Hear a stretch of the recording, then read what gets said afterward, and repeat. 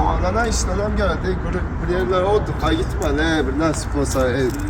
Bir otuğa dağa gitmeli ya düşün. Doğan Berkan'ı? Bana ne macun lan sen gerek yok. Ha? Dur me.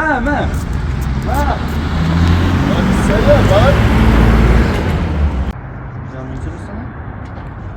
Yandaki. Kana kapadır baba. Dostu dövüşkan kalır biraz. Masa versin ya. Sana o gepleşiyorsun bana hemen bir. Kim o kana kapadır baba yanındaki? Abi versin ya onu ben. Güzel dolam ya. Durağayda o telefonu yaplaşırt bana. Kana koydum kendine. Alo. Al. Sen. Ha?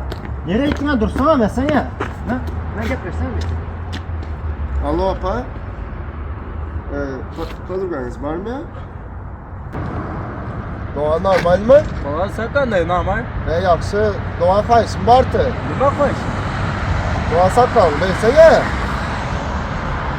Özünden sen şaka adam bu sola bu sakal ben sana kandır berim abi. Haydi Doğan versin ya.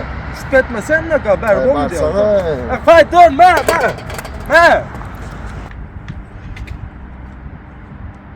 Versene ama hemen hepsinde.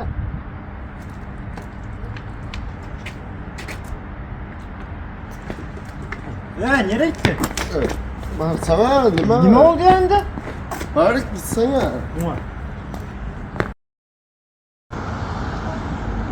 Doğan normal mi?